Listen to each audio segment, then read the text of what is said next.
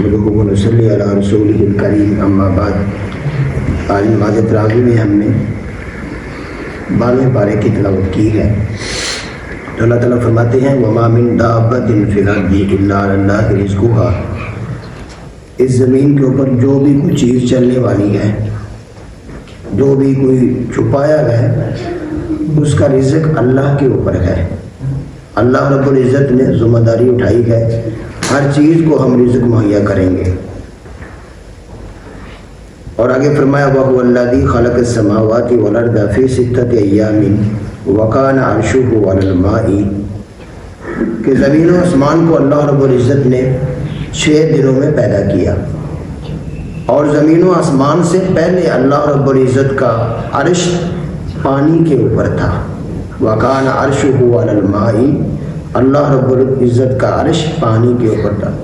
ایک حدیث میں آتا ہے، امام مسلم رحمہ اللہ صحیح مسلم میں اس حدیث کو نقل کرتے گئے کہ نبی مکرم صلی اللہ علیہ وسلم نے فرمایا کہ اللہ رب العزت نے زمین و آسمان بننے سے 50,000 سال پہلے تقدیر کو لکھ دیا۔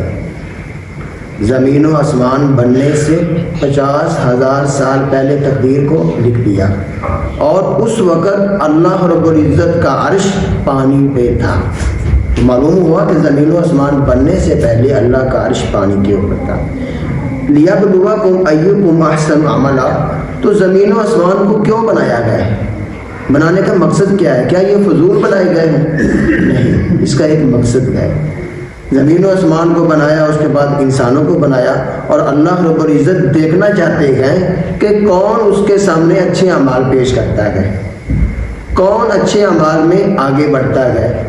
تو جو بھی کوئی انسان اچھے اعمال میں آگے بڑھے گا، اچھے اعمال کرے گا، الہ العالمین اسی بات کو ہی پسند کرتے ہیں۔ اور اچھے اعمال کیا ہے؟ اچھے اعمال وہ ہیں جو رضائے الہی کے لیے کیے جائیں، اور نمبر 2 ان اعمال کے اندر نبی مکرم صلی اللہ علیہ وسلم کی سنت بھی ہو، یعنی 2 شرطوں کا ہونا ضروری ہے، تب وہ اچھا عمل بنے گا۔ نمبر 1 رضائے الہی کے لیے ہو، اور نمبر 2 نبی صلی اللہ علیہ وسلم کے طریقے کے مطابق ہو۔ اگر ان دونوں شرطوں میں سے کوئی شرط بھی گم ہو گئی، ختم ہو گئی، تو یہ اچھا عمل نہیں ہو سکتا، بلکہ یہ بدعت بن جائے گا۔ اگر اچھی نیت نہ ہوئی، ریاکاری ہوئی، تو پھر تو یہ شرک ہے۔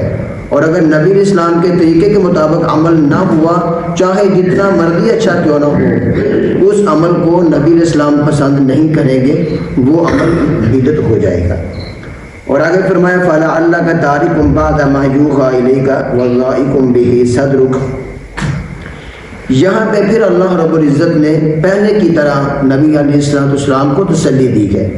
فرمایا کہ محمد صلی اللہ علیہ وسلم، ہمیں لگتا ہے کہ آپ ہمارے کام کو چھوڑنے والے ہیں، یعنی وحی کے کام کو آپ چھوڑنے والے ہیں، لوگوں کی باتوں میں آن کر، لوگوں کی باتوں سے تنگ ہو کر آپ وحی کے کام کو چھوڑنا چاہتے ہیں، تو آپ ان کو چھوڑ دو، ان لوگوں کو ان کے حال پہ چھوڑ دو۔ ان کی باتوں کی وجہ سے آپ کا سینہ تنگ نہیں ہونا چاہیے۔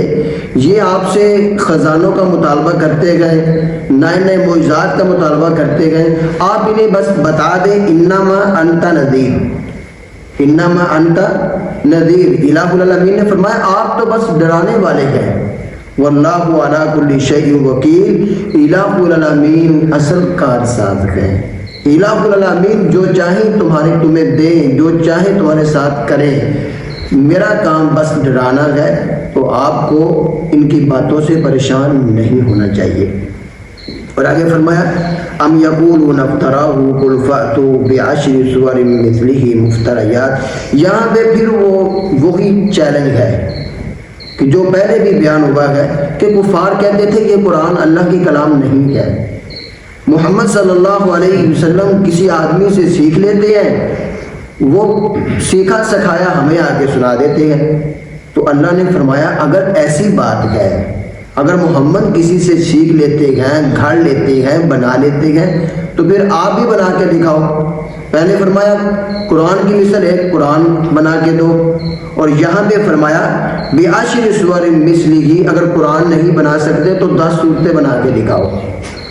اور 11ویں پارے کے اندر جو ہم نے کل سنا ہے، وہاں پہ بتایا کہ اگر 10 صورتیں نہیں بنا سکتے تو پھر ایک صورت ہی بنا کے دکھا دو جو وہ نہیں بنا سکے اور قیامت تک نہیں بنا سکیں گے۔ اور آگے اللہ رب العزت نے انبیاء کا تذکرہ فرمایا ہے، فرمایا وَلَقَدْ أَرْسَلْنَا نُوحًا إِلَىٰ قَوْمِهِ، نوح علیہ السلام نے اپنی قوم کو 950 سال تبلیغ کی۔ جب قوم نے بات نہ مانی تو اللہ کی طرف سے حکم آیا کہ اے نوح ایک کشتی تیار کرو اور اس کشتی کے اندر ایمان والوں کو بٹھا لو۔